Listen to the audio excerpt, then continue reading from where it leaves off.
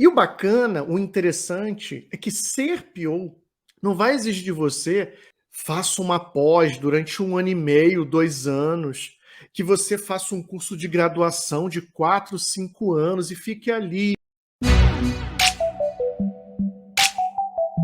Eu sou Marcelo Neves, especialista em desenvolvimento de Product Owners, e o tema da live de aquecimento de hoje é as 7 principais técnicas que todo PO, todo Product Owner precisa dominar. Vamos lá? Tem muitas técnicas. Você precisa conhecer todas elas? Não. Você precisa ser cirúrgico, saber quais realmente são efetivas para te ajudar você a se tornar o tal do PO casca grossa, tá bom? Por quê? Porque PO já tem bastante. PO que acha que é só fazer backlog, escrever história, mas não é disso que eu falo. Estamos falando aqui, a Masterclass, inclusive, é para quê? É para você se tornar o PO casca grossa. Você já pensou, já parou para pensar, né? O mercado hoje ele é muito dinâmico, né?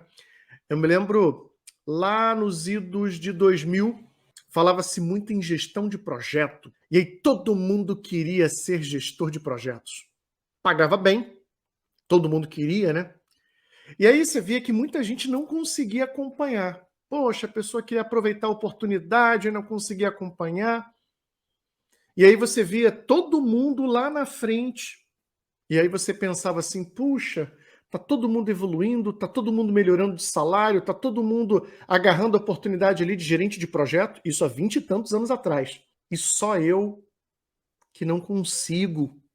Talvez isso tenha acontecido não com gerenciamento de projetos, mas com outros assuntos, com outros papéis, com outras profissões. Eu me lembro muito bem isso lá atrás, quando, no meu caso, olhando para gerenciamento de projetos. Está todo mundo evoluindo, progredindo na carreira, está ganhando mais, o pessoal está aproveitando viagem, visita país tal, você olha o Instagram da pessoa, ela está passeando, parece que ela nem trabalha, né? Está passeando para lá e para cá, e você fala assim, caramba, e eu aqui travado, parado, estagnada. Frustração, desânimo, são apenas alguns sentimentos que eu tenho certeza que você já deve ter sentido ao ver pessoas evoluindo na carreira, vendo o mercado ir para uma direção e você não está conseguindo acompanhar. E por que eu tenho falado bastante nisso? Porque muitas das vezes, quando a gente fala de certas carreiras, certas profissões, elas exigem bastante que você se especialize, faça uma graduação, faça um MBA, faça uma pós. Mas não é o caso de quando você quer ser um PO, de quando você quer ser um Product Owner. Inclusive, e isso é muito interessante, é até difícil você encontrar cursos em universidades específicos para gestão de produto. Por quê? Porque a coisa é muito dinâmica. E essas instituições levam um tempo até criar um curso. E o bacana, o interessante, é que ser PO não vai exigir de você faça uma pós durante 1 ano e meio, 2 anos, que você faça um curso de graduação de 4, 5 anos e fique ali estudando, e depois descobre que, puxa, não era bem aquilo que eu queria, ou você fez o curso, gastou tempo, dinheiro e não trouxe resultado. Essa é a diferença de quando eu falo que você pode ser um PO, de você aproveitar essa oportunidade. Você não precisa fazer esse curso de 1 ano e meio, 2 anos. Você não precisa fazer uma graduação. Você precisa aprender um sistema de trabalho, início, meio e fim, e aprender técnicas e ferramentas. Inclusive, hoje a gente vai falar sobre o que mesmo? As 7 principais técnicas que um PO tem que dominar. Não é saber que existe. E aí a gente vai começar já a falar uma coisa muito importante. Tem gente que fala assim, mas essa técnica aí, eu já ouvi falar, Marcelo, traz novidade aí. Mas para. Espera aí, pequeno gafanhoto. Você já usou a técnica? Você já colocou ela Fez a prova de fogo? Usou realmente no dia a dia? Ah, então se você nunca usou, você não sabe o que que é. Você já ouviu falar, você já leu a respeito. Agora, conhecer, saber usar a técnica é outro assunto totalmente diferente. Tem nem comparação. Tem nem comparação. É a mesma coisa que você falar assim, não, eu aprendi a andar de bicicleta. Mas aí você fala, se alguém te pergunta assim, você pedala? Não, eu aprendi no livro. Aprendi lendo o livro, mas nunca pedalei. Então você não sabe andar de bicicleta. Percebeu? Você só sabe andar de bicicleta a hora que você subir na bicicleta, tomar ali uns tombos e começar a dar aquelas pedaladas. Aí sim, você vai poder dizer assim, agora eu aprendi a andar de bicicleta. Então cuidado com, isso eu já sabia, isso eu já sei. Talvez você não saiba, talvez você conheça ou já ouviu falar, tá bom? Então, vamos lá. Quais são as 7 técnicas que, para mim, eu digo que todo PO casca-grossa precisa dominar? Quais são essas técnicas? Primeiro, saber fazer um bom blueprint do serviço. Um bom blueprint. Vamos entender o que é essa técnica aqui de blueprint, né? Porque quando a gente fala de blueprint de serviço, o que é isso? Para que serve? Como é que funciona? É uma ferramenta que vai ajudar, um blueprint, que vai ajudar a empresa a visualizar através de um diagrama, ou seja, recursos visuais, não é só texto, a relação entre vários elementos de um determinado serviço. Pessoas, processos, evidências e outros elementos. Mas, Marcelo, o que é serviço? Uma empresa ela tem vários serviços que ela presta para dentro dela e para fora. Um serviço, por exemplo, serviço de pagamento de um colaborador. Quem é que não gosta? Né? Quem é que não gosta? É um baita serviço, né? Se ele não funcionar direito, poxa, a gente fica brabo. Então, assim, quando a gente fala de tirar essa fotografia, esse blueprint, a gente vai conseguir enxergar ali a jornada, a gente vai conseguir ver o passo a passo, vamos ver ali, dentro dessa grande jornada, a gente vai entender quais são os passos e as dores em cada etapa. Em cada etapa. O blueprint do serviço, ele vai mostrar os vários atores que participam no fornecimento desse serviço. Para quê? Sabe para quê? Para que a gente possa, quando criarmos um produto, quando a gente for criar um produto, liderar o desenvolvimento de um produto, a gente entender o seguinte: como é que a gente pode melhorar a experiência das pessoas envolvidas naquele serviço. Então, é uma ferramenta muito conhecida, ela foi citada pela primeira vez por uma criadora, eu acho que ela se chama Shotak, alguma coisa assim, lá nos anos 80. Lá nos anos 80. Tá? E ela meio que compartilhou esse conceito num artigo lá na Harvard Business Review, quando ela escreveu ali o Design Services That Deliver. Então, o blueprint, ele é essa ferramenta que, quando você quer melhorar um serviço, e aí para isso, se você quer desenvolver um produto para melhorar esse serviço, você tem que entender esses diferentes elementos. Olha que legal. Em vez de você perguntar para o cliente o que você quer, você vai criar essa fotografia. Então, quando a empresa precisa entender seus serviços ou a experiência que ela mesma proporciona para o cliente, ela tem que criar um blueprint. Vamos supor que você é um PO casca grossa, tá mandando ver, e aí você tá lá desenvolvendo um produto. Vamos supor que é um produto onde a pessoa é o concorrente do iFood, onde a pessoa pede, clica lá no aplicativo e ela pede lá comida, lanche, janta, almoço, através do aplicativo. Se você não entender a experiência que ela está tendo com aquele produto, com aquele serviço que ela oferece, de entrega de refeições, é bem capaz que, de uma hora para outra, o teu cliente pare de usar o seu produto e você vai falar assim, poxa, mas Por que o meu cliente deixou de usar o meu produto? O que aconteceu? Poxa, não deu nem tempo de eu melhorar o meu produto. Ah, por quê? Porque se você é um backlog é ótimo. Se você é um PO e está só preocupado com história de usuário, melhoria, ou seja, backlog, você está lascado. Você tem que se preocupar em entender o contexto. Por que que aquele item no backlog está lá? E aquele itemzinho que está no backlog, melhoria, funcionalidade, seja o que for, ele tem que apoiar uma melhor experiência que você identificou, que você leu dentro desse blueprint. Então, o que você tem no backlog é consequência dessa fotografia. E aí, o que as pessoas fazem? Ah, não vou gastar tempo fazendo blueprint, não. Para quê? Para que eu vou entender meu usuário? Para que eu vou entender a experiência? Para que eu vou criar a jornada? Eu vou lá no cliente, vou perguntar o que ele quer e pronto, boto no backlog. Só que essa brincadeira sai cara, porque nem sempre o que ele diz que quer é o que vai resolver o problema. Então tem que pensar direitinho. Percebeu? Então, para mim, essa é uma ferramenta.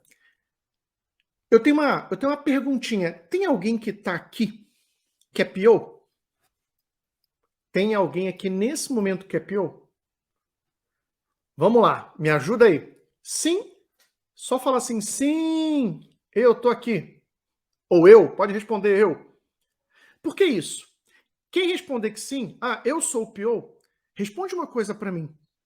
Você como PO, tem o hábito, já criou o blueprint dos serviços da sua empresa, principalmente aqueles ligados ao produto que você lidera? O que você quer com o produto? É entregar produto? É entregar funcionalidade? Claro que não. É você entregar uma melhor experiência. Ou você quer, quando você está lá cansado e quer dar uma relaxada, você abre ali o Netflix, você quer o quê? Funcionalidade? Você quer um monte de botão, um monte de tela? Não. Você quer chegar lá, da forma mais simples, selecionar um filme, clicar e começar a assistir. Ninguém pensa no produto.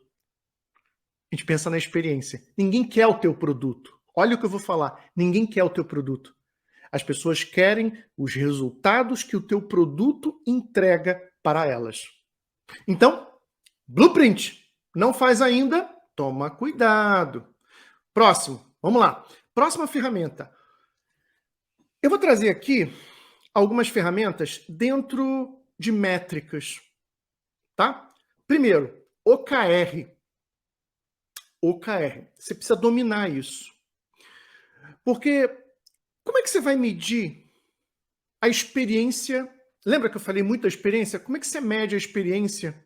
Como é que você coloca por escrito a experiência?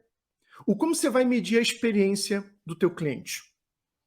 Então, OKR é uma técnica, uma abordagem para você fazer o quê? Para você descrever objetivos e resultados chave, resultados esperados, resultados que serão perseguidos com a entrega do produto. Então, o produto vai sendo entregue, você vai colocando funcionalidades na mão do teu cliente e você vai medindo as tuas OKRs. Então, a OKR facilita muito esse processo, essa grande atividade de mensuração de resultados. Não significa que mensuração de resultados se restringe ou se limita ao OKR. O OKR é só uma pequenininha técnica, mas que você, como líder de produto, precisa dominar. Aí você fala assim, mas Marcelo, é muito simples, né? O objetivo, aquela descrição qualitativa e os KRs, os resultados-chave, são aquelas métricas, aqueles números que a gente persegue. Pois é, mas quando você constrói os teus OKRs, alguém aqui já colocou no KR, no resultado-chave, entregar tantas funcionalidades? Se você colocou, cuidado. Não é bom. O teu objetivo, o teu resultado esperado nunca pode ser entregar X funcionalidades. 2, 3, 4, 5 funcionalidades. O resultado esperado tem que estar ligado à experiência. Então, o formatinho de uma OKR é muito simples. Objetivo, resultado-chave. Agora, escrever, identificar boas OKRs, aí é que são elas. Aí é que são elas. Dentro ainda desse assunto, métricas, você já utilizou métricas R ou métricas pirata? Já escutou falar em métrica pirata? Métrica, eles chamam de métricas AARR. AARR. É uma estrutura que mostra o ciclo de vida ali do cliente, né? Mostra ali, o ciclo de vida do cliente em relação ali ao produto. E aí, olha que legal, as métricas pirata, elas vão te ajudar a entender muito como que teu cliente vira cliente do teu produto. Porque o que a métrica pirata diz? Primeiro, você tem um momento de consciência. O teu cliente começa a saber que o teu produto existe. E aí, por que você tem etapas? Porque em cada etapa você tem métricas que te ajudam a mensurar essa tomada de consciência. Porque o que a gente quer? E você pode pensar em métricas pirata como um grande funil, onde ele começa na primeira etapa e a gente quer ele chegando na última etapa. Depois você tem a aquisição. É quando você começa a identificar os seus clientes como usuários individuais. Então ele tomou consciência do produto, sabe que o seu produto que você está desenvolvendo, ele existe, e aí ele se torna ali o usuário. Depois você tem a ativação, que é o processo onde esse usuário usa propriamente dito o seu produto. Uma coisa é você aquisição, outra coisa é ativação. Quem nunca baixou um aplicativo na lojinha e nunca usou? Que atire a primeira pedra. Pois é. Você não quer que o cara, a pessoa, baixe o teu aplicativo e não faça nada com aquilo. Não, você quer que ela baixe e use o produto. Ativação. Novamente, você tem métricas para medir a aquisição, a consciência, a ativação. Depois você tem uma etapa de receita, que é quando ele começa a pagar pelo teu produto. Talvez até então ele estivesse utilizando o quê? O teu produto free, aquele pedacinho do produto mais gratuito. Depois, por último, você tem o quê? Retenção. Porque não adianta só você converter lead em cliente. Você quer reter esse teu cliente. Você quer que ele continue pagando mais por aquele teu produto. Você quer aumentar a tua receita. Qual é a última etapa? Referência. Você quer que não só esse teu cliente, esse teu usuário vire cliente, que te gere receita, mas não seria legal ele indicar esse teu produto para outras pessoas? Poxa! E aí você tem métricas também para medir a referência, as indicações. Então percebeu? As métricas piratas são como um grande funil onde você consegue ver, desde que você tem ali o lead, o prospect, ele é convertido, ele começa a usar o seu produto, ele gera receita até o momento em que você trabalha a retenção e a indicação do produto. Você ajuda o teu cliente a indicar produto para outras pessoas. Sabe usar isso? Um bom PO, um PO casca grossa, precisa dominar métricas. Não saber usar as métricas vai fazer com que você dirija um carro olhando pelo retrovisor. Vai dar certo? Vai não. Outra técnica. Então falamos de blueprint do serviço, OKRs e as métricas pirata. Já falei 3. Vamos para a quarta? Mapa de história de usuário. O que é um mapa de história de usuário? Em vez de você chegar e escrever as histórias e jogar tudo lá no backlog, Existe uma técnica User Story Mapping, onde você organiza as histórias numa sequência de uso, para você entender quais são as histórias com maior valor, com menor valor. Essa técnica de User Story Mapping vai te ajudar a identificar, por exemplo, gaps. E tá faltando a história de alterar isso, alterar aquilo. Como é que você descobre esses gaps? Como é que você faz isso? User Story Mapping, mapa de história de usuário. É ela que vai te ajudar a organizar o teu backlog num grande mapa com início, meio e fim. Quinta, tem uma técnica que eu gosto muito, chamada Buy a Feature. Simples, Buy a Feature. É uma técnica, traduzindo, compre a funcionalidade ou compre uma funcionalidade.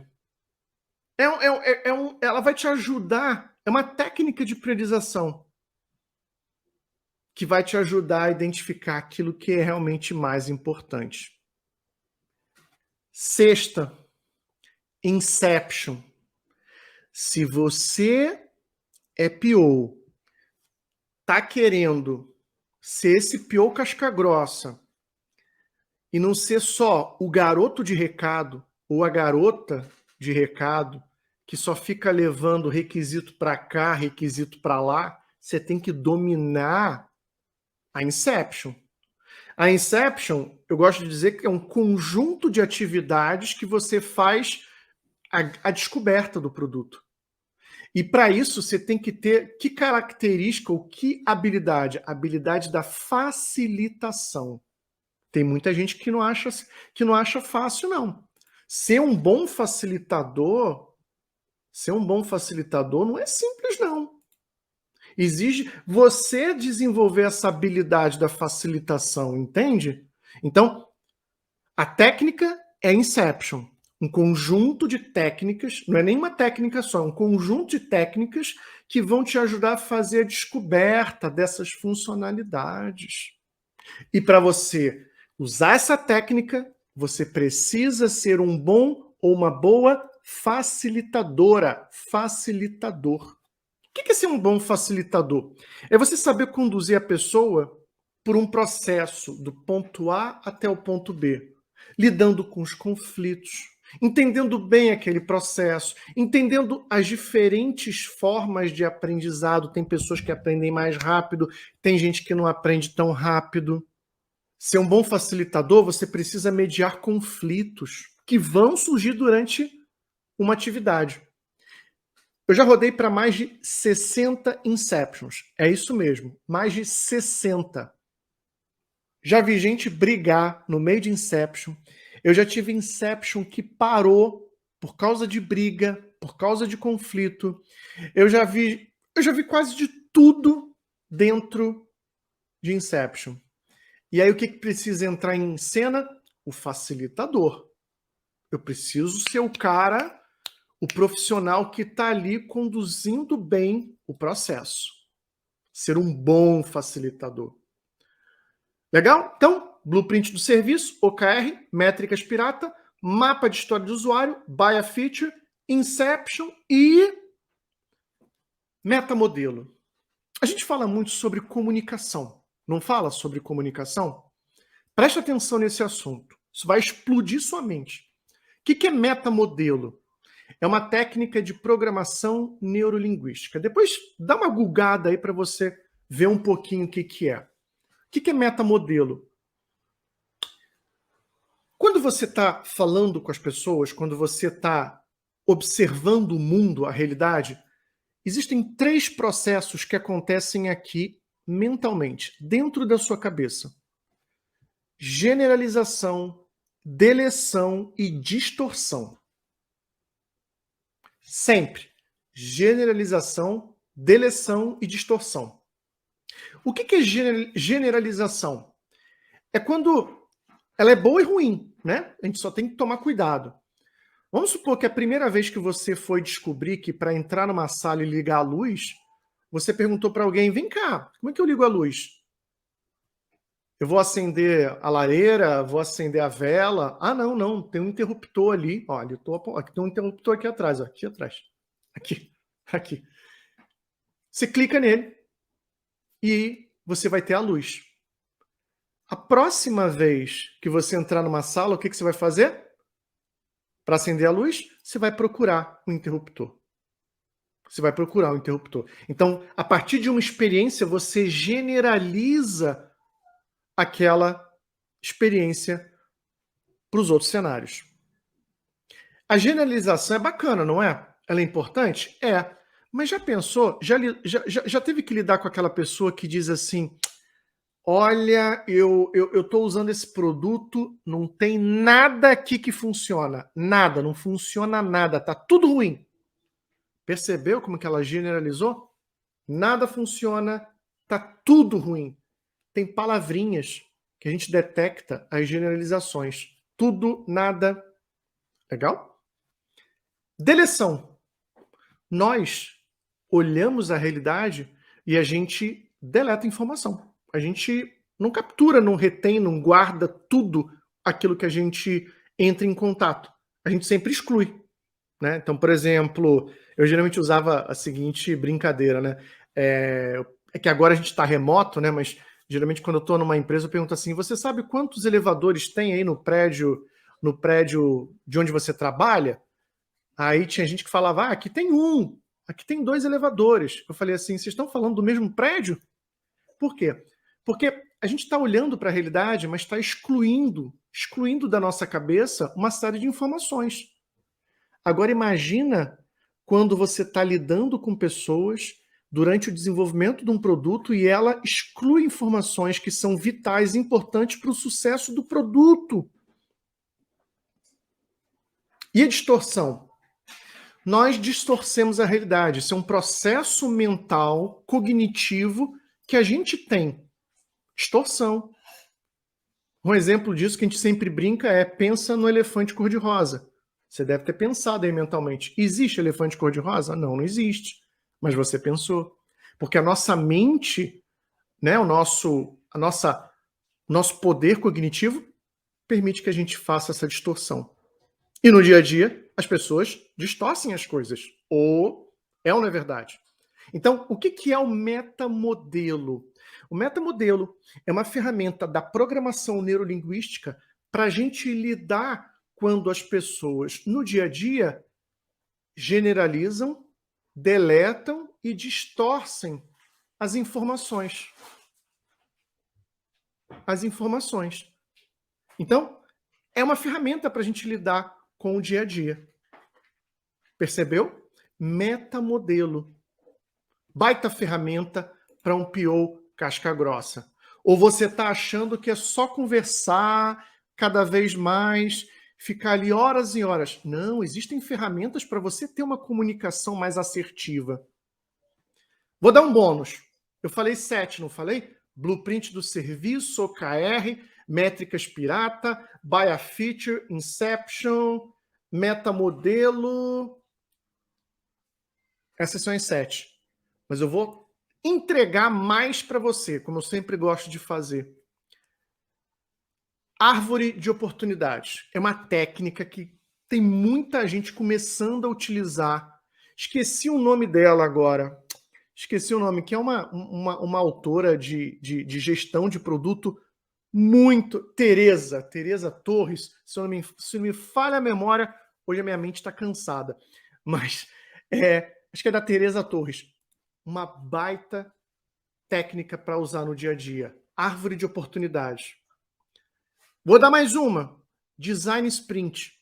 O que é Design Sprint?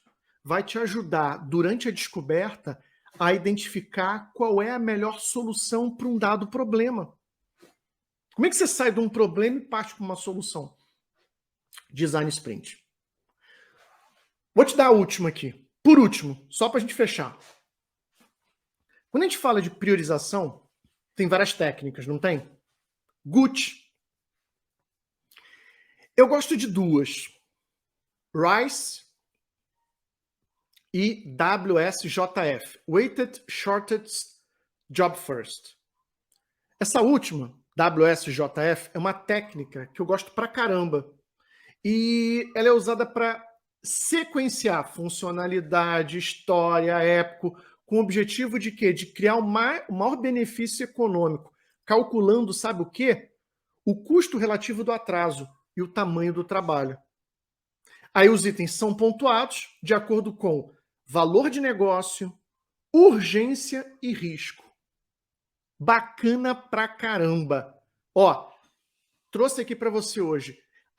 Não são as 7, não. Eu trouxe as 10. Eu entreguei 7 e mais 3 de bônus aqui para você. Vamos só lembrar quais são elas? Blueprint do serviço, para você entender a experiência que o usuário do teu produto hoje tem. OKR, para te apoiar na mensuração de resultados.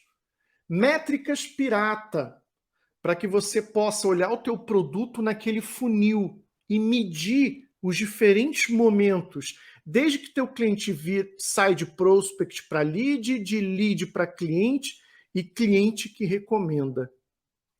5. É a quinta? 1, 2, 3, 4. Tá aqui anotadinho. Mapa de história de usuário para você organizar o teu backlog numa grande sequência de uso. Técnica by a feature para priorizar a funcionalidade. Inception, que não é uma técnica só, mas é um grande conjunto de técnicas que você precisa dominar, e aqui você vai precisar ser um bom facilitador. Não é só na Inception, não. Para usar todas essas técnicas com as partes interessadas, com as pessoas do negócio, com os desenvolvedores, você precisa ser facilitadora, facilitador, tem que dominar essa habilidade. Não adianta você entrar numa sala e não saber conduzir um processo de priorização. Não adianta você entrar numa sala virtual, por exemplo, e não saber conduzir uma apresentação de produto. Facilitação vai fazer toda a diferença. Metamodelo, ferramenta para a gente lidar com os 3 processos mentais que acontecem na nossa mente: generalização, deleção e distorção. Depois, árvore de oportunidade da Teresa Torres. Gosto muito, para que você possa olhar e pensar em soluções para cada uma das oportunidades. Design Sprint, que é uma ferramenta técnica para você sair do problema e identificar a melhor solução. E por último, Weighted Shortest Job First, que é uma técnica de priorização que leva em conta valor do negócio, urgência e risco. Se tem alguém aqui que é PO e está falando assim, poxa, eu não uso nem metade dessas técnicas. Olha, tem que tomar cuidado, hein? Tem que pensar direitinho. Por quê? Existem técnicas que a gente até usava lá no passado, mas elas mudaram, elas se modernizaram. Então, a gente precisa estar sempre se atualizando com essas novas técnicas, como essa aqui da árvore de oportunidades, tá bom? Que é uma baita ferramenta para o nosso dia a dia. Muito bom. Eu estava conversando hoje de manhã com um amigo, e na verdade não foi só hoje, né? Eu venho conversando com ele, Rudney. Não sei se o Rudney está aqui. Ontem ele estava aqui assistindo. E a gente fala muito sobre as empresas, né? Empresa, trabalho. A gente joga a conversa fora, mas fala muito sobre emprego, sobre trabalho, né? A gente vê muita gente lá no LinkedIn, poxa, a pessoa vai lá, compartilha o Welcome Kit. Ah, entrei na empresa tal e ganhei computador, caderno, copo, boné. E a empresa diz assim, olha, você precisa vestir a camisa da empresa. Né? Você precisa dar a sua vida pela empresa. Mas será que a empresa dá a vida dela por você? E aí? O que você acha? A empresa, você se esforça pela empresa. E a empresa se esforça por você? Ou no momento de aperto ela vai lá e te dá um pé? E muita gente nesse momento se sente traída, Porque, caramba, eu dei a minha vida nos últimos anos para essa empresa. Eu trabalhei que nem um condenado, que nem a condenada. E a empresa, num momento de enxugar custo, me demitiu, me botou para fora. É o que acontece. Com mais frequência do que a gente gostaria. Então, eu falo isso porque você precisa vestir a sua camisa antes. A sua camisa, vestir a sua camisa significa, é você quem precisa pensar na sua carreira. É você que precisa pensar no seu lado profissional e não terceirizar isso para uma empresa. E quando eu falo de você pensar na sua carreira, no seu lado profissional, significa invista em você. Pense em você. Ah, a empresa tá indo para uma direção. E aí você pensa, não, eu sei que existe uma grande oportunidade de ser PO, de ser Product Owner. Tudo bem, eu vou lá com a empresa. Mas eu não vou deixar de estudar, eu não vou deixar de ficar antenado com essa grande oportunidade que é ser um Product Owner. Percebe? Porque é você o grande protagonista da sua vida. A responsabilidade por sua carreira é sua. Não deixe que nada atrapalhe você de ter o sucesso que você merece. Novamente, aquela frase que eu gosto de repetir sempre, do Morpheus, do Matrix. Pessoal, eu só posso te mostrar a porta. Tá ali, ó. É essa oportunidade. Mas é você quem tem que atravessá-la. Só você.